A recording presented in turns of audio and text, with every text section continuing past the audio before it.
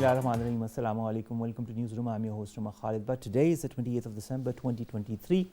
About 3 days left before the end of the year. But with every new year are new developments, whether it be Palestine or whether it be other parts of the world. So our first segment today also is about Palestine and Israel and the conflict and the war between the two. Today is the 83rd day of that conflict, and the latest casualties include more than 21,110 killed, 55,243 injured, more than 7,000 people are missing from Gaza alone. If we talk about the West Bank, more than 3,450 have been injured, while around 313 people have been killed. A lot of developments on the diplomatic front as well, wherein France has asked Netanyahu for also lasting ceasefire. China, we also talked about yesterday, is willing to work with the international community to play a more constructive role as far as this ceasefire between the two sides is concerned. The World Health Organization's call also for the international community to take steps for the grave peril that has engulfed Palestine.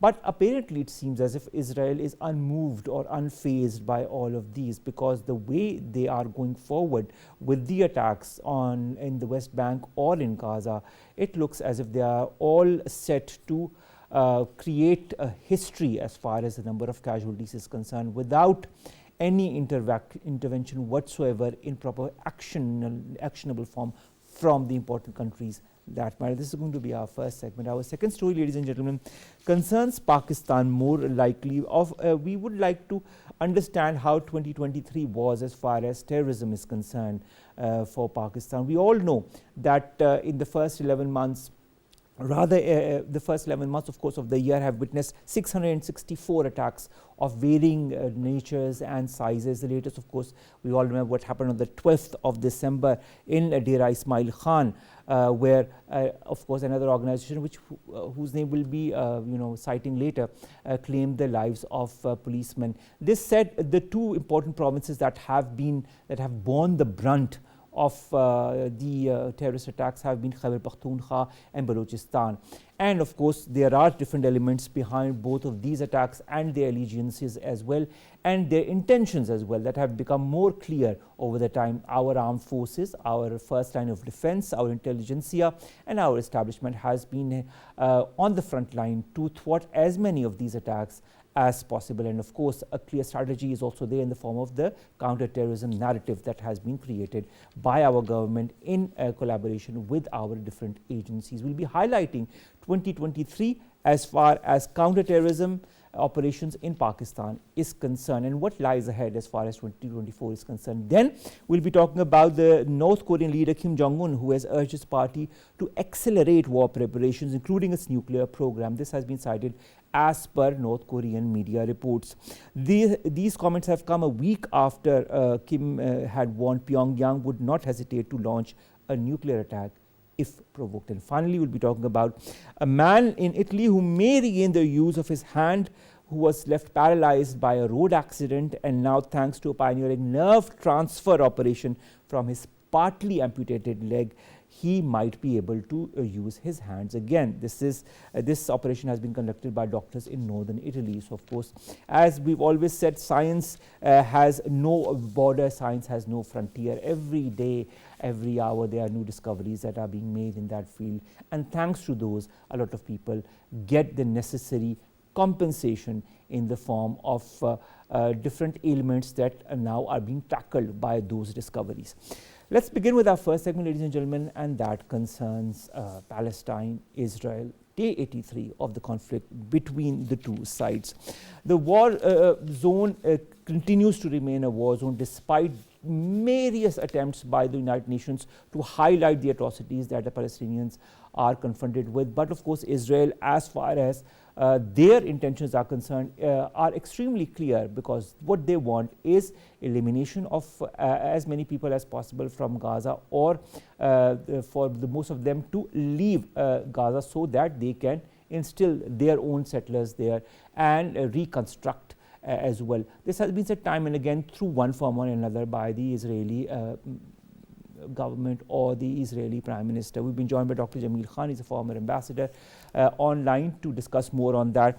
Jamil Saab, thank you very much to have joined us. 83 days, Jamil Saab, end of the year is coming, but as far as any indication of a long-time truce or ceasefire is concerned, there seems to be more of a darkness in front of us rather than a light at the end of the tunnel. What are the major reasons behind it? Well, the major reason is very obvious that Israel is not going to listen to anyone. And in fact, they couldn't care less about it unless there are implementable the actions against Israel. And what could have been those tools available?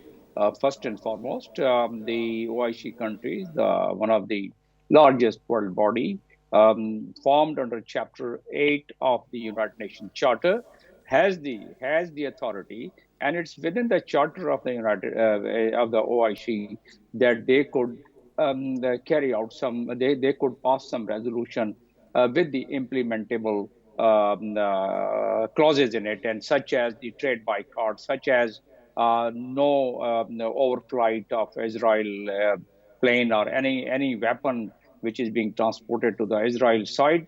And also the OIC could have sent collectively the evidence collected, which is within the purview of the Article 18 of OIC, that they could have sent some material to the International Criminal Court for the prosecutor to invoke certain clauses, that is clause like statute of International Criminal Court, statutes 20. So none of them has been really utilized in that forcefully. One summit was called by the OIC, and that too without any implementable resolution. And surprisingly, that some summit was called after once there were about more than almost 13,000 Palestinians had already succumbed to their injuries, and they were killed. They were martyred. So with that much of kind of importance, what our own platform is giving, then what do we expect from the world? Israel has not been pressurized.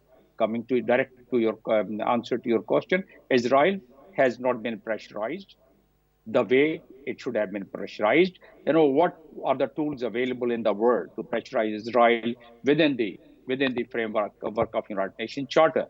One, that under Chapter 6 of the United Nations Security Council should have passed the resolution. They have not done it. They passed the resolution on 15th of November, 2712 resolution number, and they had only asked for a humanitarian corridor.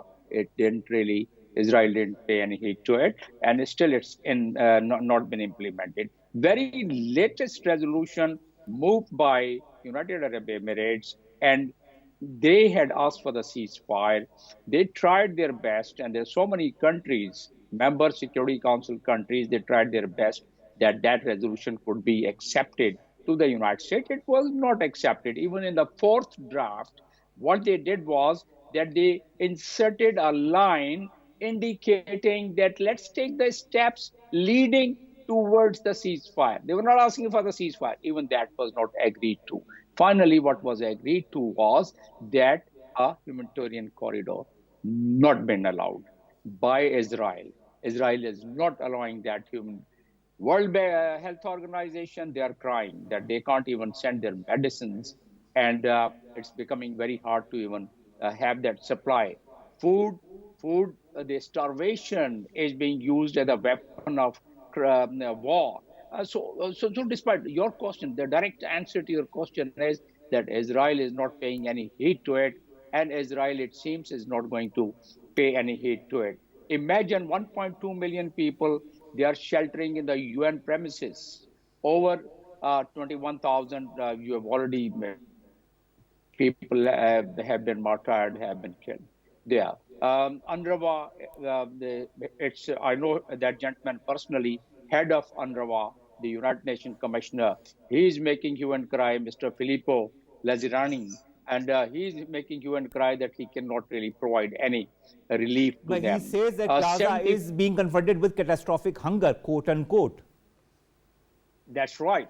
And then UNRWA says that 74 schools are totally destroyed, which was housing the displaced people. They were keeping those refugees.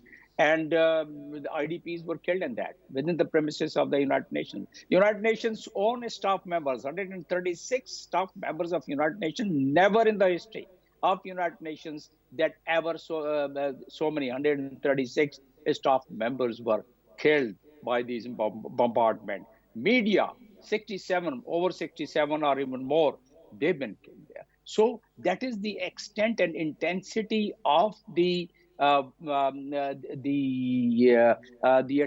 I'd the like to impetus correct of you, the Jamil attack. Saab. The total number of journalists who've been killed is 105 as far as the So official imagine, figures go. thank you. So to that extent, never, we haven't found in any conflict that so many journalists had really been killed during the action which the opposite party had really taken. So it seems that this kind of a inappropriate with no proportion of response to what they claim that self-defense, what Israel says that they're doing in their defense. There's no proportion. It's exactly like 3,000 people were killed in the 9/11, and as against about 45 lakh, more than 4.8 billion people finally had to lose their life. Iraq, Syria, Afghanistan, so on and so forth. So it appears that it's going to really take that kind of a very ugly turn. And then finally, I must draw the attention of one of the meetings with one of the prime ministers of Israel. And in the cabinet meeting, it was Ariel Sharon. At the cabinet meeting, one of the cabinet members said that America is pressurizing a lot. It was again something related to the settlement of the Israeli settlers. So the response of the Ariel Sharon, the prime minister of at that time, 2011, I'm talking about, don't worry about it. Jewish people control US. And this is relayed by the radio, Israeli radio. I'm not quoting any other reference. I'm quoting the reference of the Israeli national radio. And they said, don't worry about it. The Jewish people, they control US, and you should not worry about it. So that is during the cabinet meeting. So that could give a sense, that could give an idea as to why the United States is not really asserting the pressure of the kind which you in your intro you're mentioning about France, and it's good statement by the French Macron. leadership, but Macron. But basically, if that was the case, then Macron could have moved a resolution. They could have really also included some of the Security Council members. It would have been hard for the United States to veto it at that time. Now, UAE had made that resolution, and that was obviously that would have been vetoed if the language was not changed. And even the change language, I said, that has not been respected. So All right, I gave Jamil Sir, I'd like to understand something. We are all witnessing the atrocities, the barbarities, the extreme form of violence that is being perpetrated on the Palestinians since the 7th of October. What is going to be the tipping point when there will be a retaliation such that it is going to be extremely difficult for Israel or the West to control what comes next? That's right. In fact, the Secretary General has already made a statement that's going to give birth to the terrorism.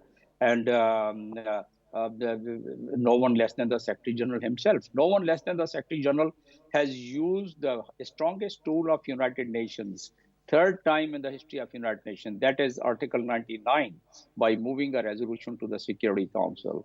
And even that did not really have any breakthrough in it. So what Israel wants, in fact, the Prime Minister Netanyahu is very clear in his thought right from the day one. They want to achieve three goals. Number one, they want a success in war. I don't know what's the definition of success in war of the Prime Minister of Israel.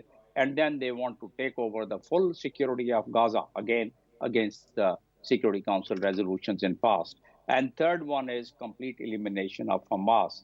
So they have not defined how do they define Hamas and who all are the members. Do they have the list of those members of Hamas they wanted to eliminate it? But here they are doing all the bombardments around the hospitals, around the refugee camps, around the Security Council premises, around the little bit of food storage where they had. So they have bombarded that. They have destroyed about more than 65% of the buildings of Gaza. Were they all belonging to Hamas?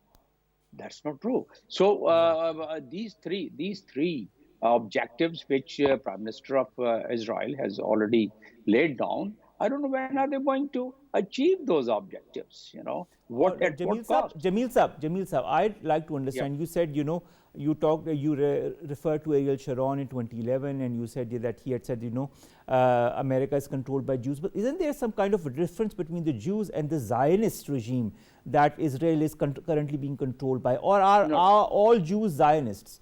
Can you please give a No, no, no, no, clarification in no, that no, regard? no, no, no, no, no, no, no. Jews, they are first time, rather, we have seen such a high momentum among the Jews that they protested against it. They want peace in the area, and they were very huge protests, and they've been very vocal about it. Jews, majority of them are, but a Zionist among them, they are the one they are driving. They are the driving force, and they started from 1897 once the very foundation of Zionism was laid in Switzerland.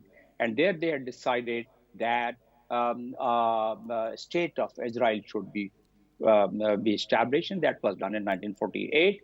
Then they started expanding that as a result of 1967 war. They captured Golan Heights and Palestinian land, and they pushed the Palestinian into Gaza. And now, what is the Zionist further expansion aim is to completely take over Gaza and Palestine completely. And that's the reason there were very high pressure on Egypt and Egyptian administration that they should accept these Gazans, and Israel would allow the Palestinian to go into the Sinai and let's build a city there. So that was not agreed by Egypt, and rightly so, I would say. But now that with the kind of devastation and the kind of catastrophe which is taking place in the land of Israel, one has to really find the way how to really save these lives. There's nothing, no hope, at least in the near future, as to whether we are able to do something for them. And it's almost 3 months going to be completed after a few days, and still we are just looking right, left, and center, and we are not taking any implementable actions against Israel. And as I have already said, within the international legal framework, we could have done it. We have not done it. Why we have not done it? Because there's so much of influence on our rulers and head of states, so much of influence, external influence, that their personal interest can be jeopardized if they start. If All they right, start. Jamil Saab, last question. Jamil Saab, last question. You talk of implementable legal action. We are hearing of the Israeli war cabinet that has been given approval from the wider security cabinet to move from stage B of the war to stage C of the war, which is going to be more targeted from the mass killing into more surgical strikes in southern Gaza. A, will that reduce the number of casualties? B, you say there's a lack of action because of X, Y, or Z reasons. But then should we just all sit back, relax, and enjoy till such time that every single Palestinian is eliminated? No, but it's not going to end there. If we talk about the Zionism and the Greater Israel, it could be one by one and turn by turn. And there are maps available which Zionist movement doesn't agree with, that they have issued it. But there are map available. What are their ultimate intention? But what is the war theater? If you call it war, I don't call it war. As a matter of fact, I call it that it's an attack against a group of people, the group of people which is known as Hamas. And if I keep comparing Hamas with the Shanana Gozma, who was the freedom fighter in East Timor, I keep comparing Hamas leadership with Jerry Adam, the Northern Ireland. They all were lamented as terrorists, and now it's Hamas which is being lamented as terrorist by the Israelis and by even United States. So, although under the General Assembly Resolution 2649. Any group or people have the right to do the resistance with whatever means they have against the occupier, and still no one is there to listen to it. So All your right, answer Jamil to sir, your well, question is, there's nobody who's there to listen to it. Let's hope that there's one sane voice or a couple of sane voices that take the necessary action as far as ending or pausing this current conflict is going, which is, in the hands of a madman, this is to say the least. And the way he's being, patted on the back by a lot of powers that be is a huge question mark on our capability as human beings. And it just shows a deteriorating human rights situation in the world. Just one example of that, and a major example of that will be remembered by people for decades and centuries to come. Thank you very much, Jamil Ahmad Khan Sahab, to have joined us. Day 83 of the conflict between Israel and Palestine, ladies and gentlemen, and the violence from the Israeli side shows no signs of abating. Let's come to our second story that is also related more or less to terrorism. What Israel is doing is also terrorism, but herein we are going to relegate ourselves to Pakistan. Pakistan has also been confronted with major terrorist outfits and their incursions from within and from without, from different countries in our neighborhood. There have been various attempts to destabilize Pakistan over the years. What has 2023 been for Pakistan as far as such attacks or such terrorist incidents are concerned, and how important has Pakistan's counter-terrorism strategy been? More in the following report. Number of suicide attacks since 2014 during this year, with nearly half of them targeting the security forces. According to statistics released by the Pakistan Institute for Conflict and Security Studies regarding suicide attacks in 2023, the country experienced a disturbing surge in such attacks, reaching the highest level since 2014. As many as 48% of deaths and 58% of injuries were inflicted upon security forces personnel. A staggering 29 suicide attacks were reported, resulting in the tragic loss of 329 lives and leaving 582 individuals injured. This marks the highest death toll since 2013, when 683 people lost their lives in 47 suicide bombings. Comparing the data to the preceding year, 2022, report reveals a distressing 93% increase in the number of suicide attacks, a shocking 226% rise in resultant deaths, and a troubling 101% surge in the number of injured individuals. Furthermore, the share of suicide attacks in the total number of attacks escalated from 3.9% in 2022 to 4.7% in 2023. Delving into regional specifics, Khyber Pakhtunkhwa bore the brunt of these attacks, reporting 23 instances that resulted in 254 fatalities and 512 injuries. Within the province, newly merged districts or erstwhile federally administered tribal areas experienced 13 suicide attacks, leading to 85 deaths and 206 injuries. Balochistan faced 5 attacks causing 67 deaths and 52 injuries, while Sindh witnessed 1 suicide attack resulting in 8 deaths and 18 injuries. The data further reveals that security forces were the primary targets of these attacks, with civilians constituting the second largest victim category. Up to 48% of deaths and 58% of injuries were inflicted upon security forces personnel. The year 2022 witnessed a sudden and significant surge, recording 15 attacks resulting in 101 deaths and 290 injuries, and this worrisome trend persisted into 2023. Brigadier Masud Ahmad Khan, Senior Analyst, joins us in the studios to highlight the different aspects of our counter-terrorism strategy, as well as the terrorist outfits that have been behind those attacks in Pakistan. Thank you very much, Brigadier Sahab, to have joined us. Brigadier Sahab, the first 11 months were extremely important as far as terrorist incidents in Pakistan is concerned, and the major crux has been Khyber Pakhtunkhwa and Balochistan, with Khyber Pakhtunkhwa bearing the brunt, most of it, brunt of it all. We know about TTP, but we also are hearing of other, parties such as Tehreek-e-Jihad Pakistan and many others, then ISIK, that is also gaining some ground in Pakistan. I'd like to understand what is the strategy of all of these groups and why target Khyber Pakhtunkhwa and Balochistan? Thank you very much.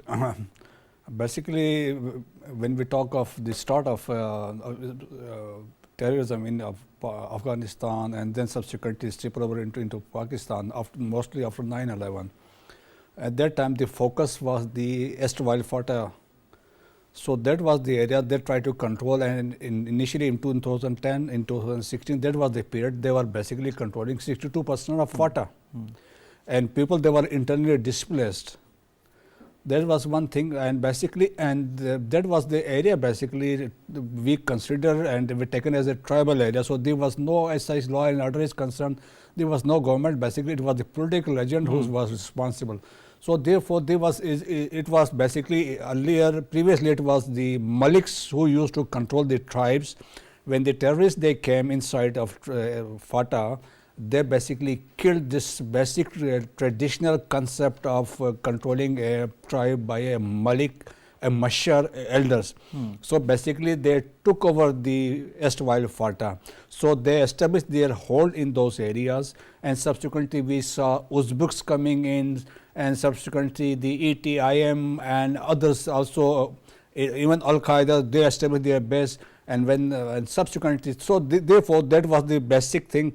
So they also got the safe haven shelters inside those areas, and also the recruitments. So that was the one factor. And secondly, in Balochistan again, especially in Pashtun belt areas, so again they tried to establish their contacts, and they found some safe havens. So that was the area basically. If activities operating, they used to operate from Kandahar, Helmand, Zabul, and when we talk of Khyber Pakhtunkhwa, Khos, Kunar, Nuristan, and subsequently the Paktika, these were the areas from where they used to operate in, attack inside Pakistani targets. So that is how they try to basically influence and they control previously. Now they are also trying to regain that control which they had years back. So that was that's why they were trying to have a... Okay, there and I'll stop you. You say they are trying to regain control that they had at one time in the past. How successful have they been, and how important has been our forces, our intelligence agencies and our government's counterterrorism efforts in that regard? So that was when we talk of the success of the Pakistan armed forces, specifically Pakistan Army, there has been a phenomenal performance of Pakistan Army while combating terrorism, and that through the operation of whether it is Al-Mizan, Rah-e-Haq, Rah-e-Najaz, Zarb-e-Azab, and now the Raddul Fasad. So though we mostly eliminated them, those some of them they escaped to Afghanistan. That is the reason, that's why now they are basically operating from Afghanistan. So that was one of the contribution that, and it was a unique example basically used for the Western countries, that the performance which was displayed or demonstrated by the Pakistani Armed Forces in eliminating. When we talk of Swat, look, the stronghold which they established, but there was basically Pakistan Army swept these terrorists from that area and regained the control of not only Swat and then also entire erstwhile FATA. So that is how Pakistan Army has been successful, but unfortunately with the passage of time in 2021, before taking over by Afghan Taliban, so there was a reduction of terrorist activities in Pakistan by 86%. When Afghan Taliban took over on 15 August 2021, so there was a surge, and the surge was of 60%. There was a rise and spike in the terrorist activities because they released those, they were in the prisons, about 8,000 TTP hardcore militants. And subsequently they were provided the safe havens, trainings, shelter, and then of course the weapons left over by the United States, and then they started attacking Pakistan after declaring a unilateral ending that so-called ceasefire which was concluded with the then government of Pakistan. So that is how things changed. All right. Brigadier Saab, in 2009, the first de-radicalization and emancipation program, otherwise known as DREP, began in 2009 after the Operation Rahe-Rast. It, of course, had different initiatives as well. Over the years, we've seen many major operations that the Pakistan Army has conducted very successfully. How has their strategy changed or adapted as per the consequences or the threats that they are confronted with over the years, and how has 2023 been as far as that is concerned? 2023, as I said, in 2021, they were around 2020. There were 49 total terrorist attacks against Pakistan. 2021, they were around 200 and about 200, almost 200 attacks. And 2023, we have seen recently about 320 attacks so far from Afghanistan, basically. So we saw a surge of attacks, as I said, from Afghanistan using the safe havens, TTP and other groups. The 17 basic, the terrorist hardcore outfits, they are focusing on Pakistan. So that was one of the factors. And secondly, we also saw the rise in suicide attacks inside Pakistan by 500%. And mostly out of 24 suicide attacks, 17 were carried out by the Afghans. 64 Afghan nationals, they were killed while battling with the Pakistan security forces inside Pakistan. That is how the Afghans, basically Afghan government, the supporters, the sympathizers, they were involved supporting and abetting the TTP and carrying out attacks inside Pakistan. All right. Because a lot of such organizations use religion as a tool. If you remember well, two important things happened. The Pakistan Ulama Council issued a fatwa declaring ISIS and other organizations as terrorist outfits, and then there was Paigam-e-Pakistan. Yeah, exactly. That was a fatwa written and endorsed through consensus by some 1800 religious leaders explaining jihad, endorsing Constitution of Pakistan that they said was in sync with the Islamic jurisdictions and outlawing jihad against the state and citizenry.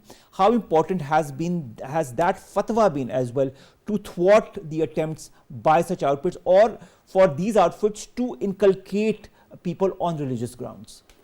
Despite the fatwa which was given by Paigam-e-Pakistan, as you are referring those 1800 ulama, basically it was well received across Pakistan. When we talk of Pakistan, across all the school of thought, they welcome.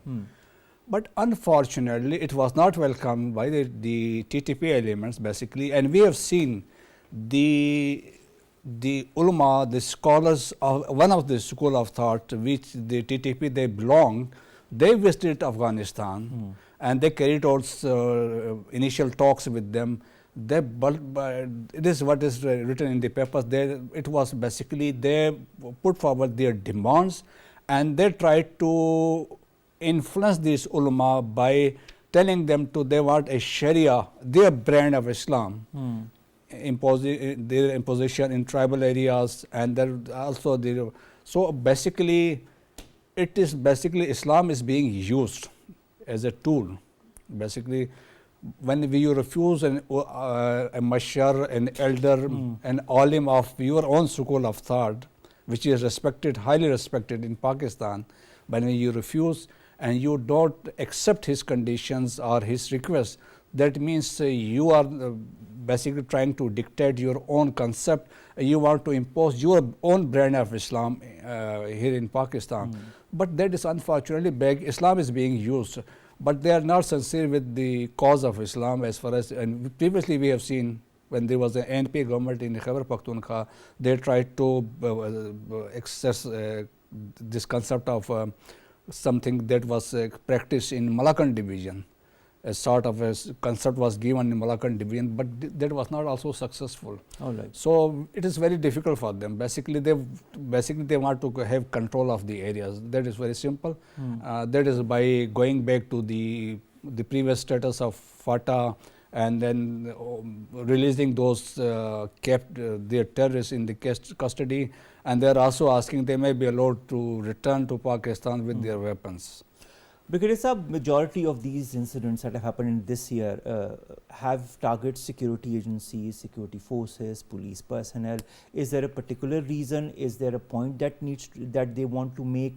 Because in the past we've seen that the public was also targeted in the past years, but this year the majority of the incidents have involved security forces. Any major reason behind it? So no, this time there is a coordination and there is an alliance between ISK and TTP.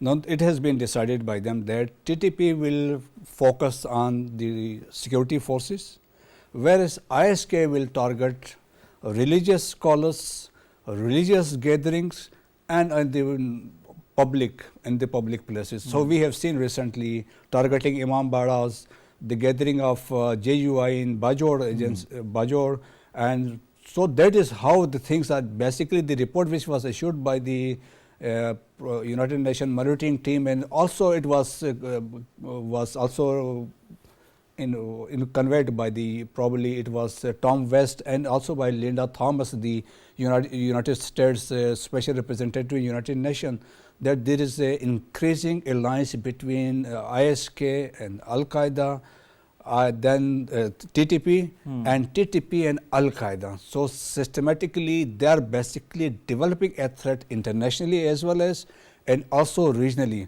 So that is how they have been divided these objectives. One is focusing on security forces, the rest they are targeting ulama, scholars and the religious gathering. All right, Brigadier Sahab, you talk of the ISIK, you talk of TTP, and then there are the different small splinter groups that have been involved, whether it be Tehreek-e-Jihad-e-Pakistan or others. The fact is that most of them or all of them emanate from Afghanistan, from the Afghan soil. The fact is also that we have time and again, through our establishment, through our security agencies, through our government, conveyed to the Afghan interim government that this needs to stop. This was the first comment that was made by Amir Muttaqi, the interim foreign minister of Afghanistan, that their soil will not be used against any neighborhood country. In fact, the reality says otherwise. Is this a deliberate attempt by Afghanistan to destabilize Pakistan? Are there other elements that are supporting Afghanistan in their endeavor to destabilize Pakistan? First, they have made a commitment while signing the Doha Accord, where they have given an undertaking to the United States that their soil will not be used for the terrorist activities, whether it is Pakistan or any Central Asian country. Secondly, as per the United Nations Security Council resolutions, again enforces that the Afghan soil will not be used for terrorist activities. But as far as the Afghan Taliban are concerned, basically the way we have taken, initially when we protested and we provided them irrefutable evidence of the TTP using Afghan soil and carrying out attack with the US weapons, the message which was conveyed to us, look inward, put your house in order. This is what we were conveyed. Yes. So we decided to put our house in order. So we decided to send those illegal Afghans, basically those were the sympathizers. Not just the Afghans, but other others. Yes, it was our basically, but majority since they were Afghans. So that was one of the steps we took to send them back, and you see there's a huge. The second factor is that the Afghan Taliban want to have something they are using TTP as a bargaining chip, as a bet leverage against Pakistan. That is very simple. The TTP, the strength is around 6,000. They have allegiance to this Afghan Taliban spiritual leader Mullah Hibatullah Akhundzada. One fatwa, one decree from him can stop the terrorist activities. You remember there was a fatwa that was made some time back. But the letter said it was specifically for Afghan nationals. Okay. So that was the change which they made. And now, and this is probably, but there is one factor probably they are afraid of, which they are not taking any solid action against TTP. They are afraid they may join, if they crack down against them, they may join ISK.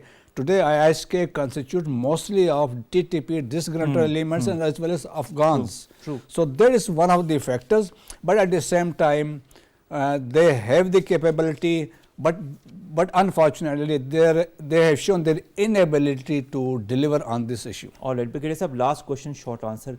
2024 is about to begin. What options does Pakistan have as far as its counter-terrorism strategy is concerned, the role of NACTA, National Action Plan, and there are so many other elements that are involved in that as well.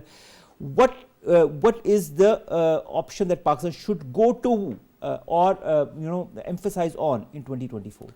First of all, one thing is very clear: if somebody attacks, carry out terrorist attacks, the reply will be befitting. We in 2023 we carried out 24,000 intelligence-based operations. So subsequently that will continue. Though situation at present is under control, there is no significant attack in the most recently. As far as talks are concerned, Pakistan will only have talks with Afghan Taliban, not with, as Chief of Army Staff said, not with any Jatha or any group. So that is one option. But Pakistan understand, Pakistan army is very capable of to defend the country and to eliminate this menace inside Pakistan, originating from Afghanistan. And that we've seen, because for every incident that we see happening, there are 100 incidents that have been thwarted by our intelligence agencies and by our armed forces. And as our Chief of the Army Staff says, Pakistan Army will always defend the sovereignty of Pakistan. We've seen that in the past, we've seen that this year, and we will inshallah see more of that in 2024 as well. Thank you very much, Brigadier Masud Ahmad Khan Sahab, to have joined us, to have talked to us about 2023, the terrorist incidents in Pakistan, the counter-terrorism strategy that Pakistan has applied and employed in this year, and what needs to be done for next year. Ladies and gentlemen, let's come to our last two stories very quickly. The first concerns North Korea and its leader Kim Jong-un, who has urged his party to accelerate war preparations, including the nuclear program. This was stated by the state and media of North Korea.